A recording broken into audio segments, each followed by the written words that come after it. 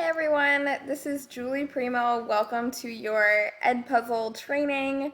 I'm going to go over just what Edpuzzle is, how you can use it, and just basics of how you get around. What I want you to take a minute to do is I'm going to provide in the notes section this document that's going to go over everything that I'm going to talk about and probably even a little bit more, but just so you have a reference point. The other thing that I want to go over is what you're going to be able to do by the end of today. So our objective is that you're going to create or edit an Edpuzzle lesson and share it with your Google Classroom that you've created. And the criteria for success for that Edpuzzle lesson is that it will include an objective in CFS. It will tell you how to set up their computer or their workspace.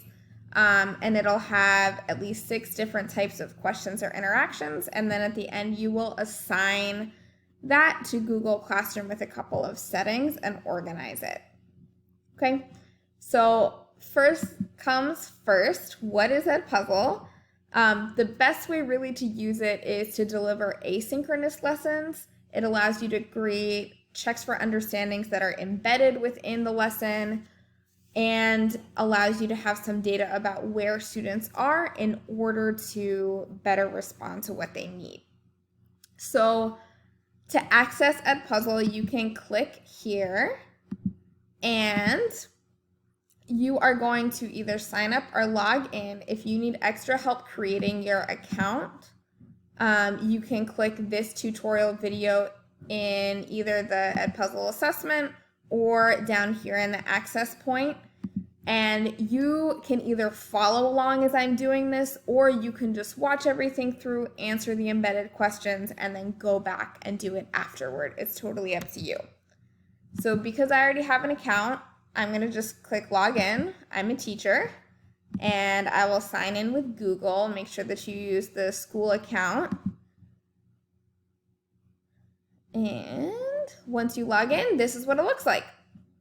So I have tabs on the left that say my content. These are the videos that I have.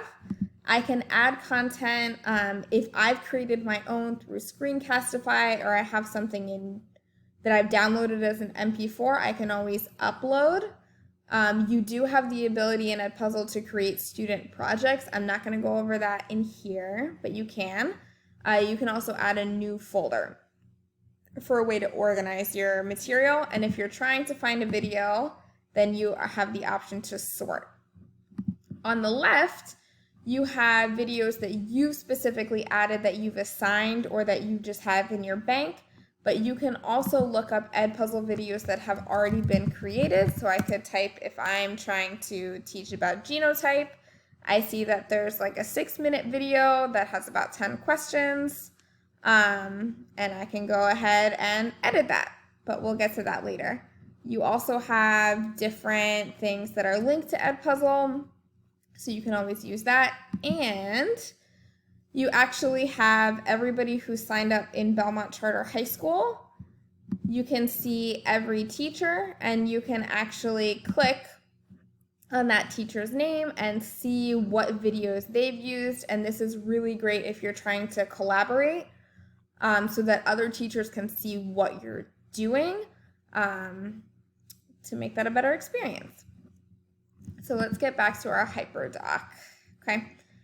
Like I said, this is great for asynchronous lessons and for gathering formative data. So I'm going to show you really quick. If I go into my classes, I'm going to show you some old videos that I have done, just so that you can kind of see what the data looks like on your end. So these are what students have completed. I can literally see which students have not completed it. They've never looked at it. And then I can also see what students were completing. I can sort these by student name. I can sort by their grade. I can sort by last watched, however you want. And it even allows me to reset their progress. So that's really good in terms of if I'm like, you got a 60%, but I really believe that you can do better. Let me reset. If I reset, it'll confirm, yes, I want to reset. and then he'll get a second chance to be able to do that. So that's super handy. It'll also allow me to go into questions, so I can actually see like what the average is for each. Given this number sometimes is a little skewed because it's still including those who haven't answered yet. So if you want a little bit of a more in-depth look, you can actually see who got it right and who got it wrong. And then it allows you, like if you're honing in on a specific question, you can pull a small group on just based on that question if that was one of the things that you wanted to focus on. Okay, and you can go question by question up at the top right. Okay. A few best practices to think of when you're using this. If students are new to Edpuzzle, it's actually really helpful if you just show your screen of what it looks like, because what Edpuzzle does is when it embeds questions, like students won't be able to move on until they've answered it. So sometimes that trips them up. And to show them that when they're getting to a question, they can actually rewatch it if they don't know the answer. I would keep videos less than 10 minutes. So this training that you're watching, unfortunately, is not within that best practice of 10 minutes, but for your students, make sure that you stick with that. You want to make sure that questions are interspersed. So I'm going to show you an example. We're going to get into kind of how you navigate Edpuzzle and what are the different features, just so I can show you what I mean with telling that it's interspersed. So I'm going to go to my content, and I'm going to click on this old video. And when you click on it, and this could be something that you found in the library of searching things, and then you can click edit so you can customize it. When you click edit, all of these little nodules here, that means that there is either a note or a question in those spots. In Edpuzzle, you're allowed to cut, so you could crop this video. So if you're like, there's like this amazing like hour-long documentary, but you're like, I can't do an hour-long thing, like let me just cut it down. I want them to see these 5 minutes of this amazing part. Then you can actually cut those down and just focus on that.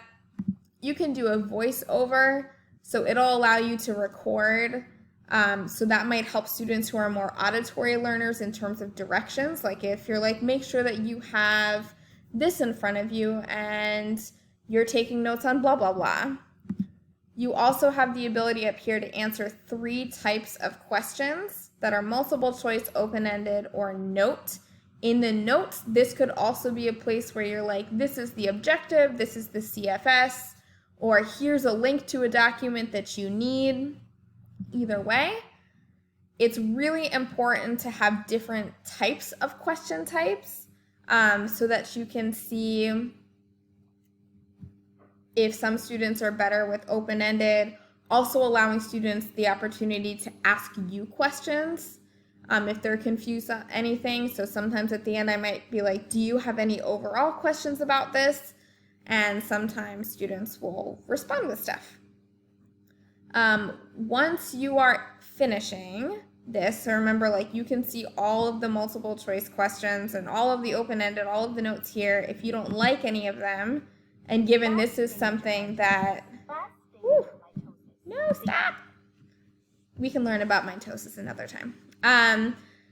If you don't like the specific multiple choice question that was there, you have the ability to actually edit it. So this one, of course, is, I kind of stole an Edpuzzle that was already there.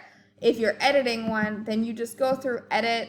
You can actually, in this case, change to different question types. You can have more than one correct answer, and one of my favorite features is you can add feedback. So if you're like, this is an answer that they might pick, like this is the one that's really close that they're going to get tripped up, add some feedback. You're like, this might have been where you tripped up, so that it gives students that immediate feedback. Once you're happy with those questions, you can click save, and then you're going to click finish. Okay. And a couple things with this, once you finish it, align with the best practices. When you are assigning, do not use this public link. Do not use this on Google Classroom. I don't know what the issue is, but Google Classroom and the student Chromebooks do not like it. So you have to unblock any link to a video that you're using. So like this says, like, make sure you've sent your video link to IT. You can send the public link to them to make sure that it's unblocked, but I just send like any video that we're using, like from YouTube or whatever it is, because otherwise it'll come back blocked on their end. When you're assigning it, you really need to assign directly to the class. And then you want to schedule when it's going to go live. Scheduling is going to be really important. I'm going to show you why. And then you always want to include a due date so that students know when they're supposed to have this done. Oh, it didn't save. Oh, how rude. Okay, save that. Let's save it live for August 3rd. Click save. All right, and you can adjust the times too. Other things that you can do are prevent skipping, and you're going to turn on closed captioning so that students are able to see what's being spoken just in a written form. And then you can click post on Google Classroom. You can assign to more than one class if you would like, and then you can just click assign. Okay. It'll show on Google Classroom that it's posted. If you realize that you messed up on something, you can reset student progress, you can delete the assignment, any of that stuff. So that's for assigning. For differentiation, we went over recording voiceover directions. You can actually duplicate the video and edit it how you would want if you're modifying it in any way, and then assign it. And then I'm going to show you how that's possible with the schedule. So we posted on Google Classroom, but we scheduled it. So when I go to my Google Classroom, I'm actually going to see that in gray up here, and I can go ahead and edit it because it's not live. I can rename it. So maybe I'm saying this is something that's happening on Monday, August 3rd. Maybe I don't want this whole long thing. I just want Edpuzzle mitosis. Of course, input any directions. And then here, I can actually go in and be like, well, maybe for this version, I only want these two students to have it. I want to make sure that I'm organizing it in a way that makes sense. And then I can actually add supplemental documents to it. So I can say that I want them to have mitosis notes that go along with this. And this, of course, is something that you can either have already prepared or you can create it on the spot. And I could easily make a copy for each student, or I can actually upload one that is already differentiated. So one group gets one version of the document, the other gets the other version. And once I'm done, I can click schedule. So it's super easy to upload modified handouts to that. Okay. Some other tips is to use the Edpuzzle grade just to supplement a major grade like a quiz. Sometimes you can use that as an average because everybody's going to show their knowledge in a different way. I showed you the data and feedback before, which is great. And then the settings, I include those closed captioning and that you're syncing your Google Classroom to Edpuzzle. And with that, I was able to assign to Google Classroom because I've imported these. If you're ever adding a new class or you're trying to sync your Google Classroom, you just go to add a new class, go to Google Classroom, and then you can select whichever classes you would like and select import. The thing to note is that if anybody ever joins your Google Classroom, you need to select import students again so that they're added to Edpuzzle.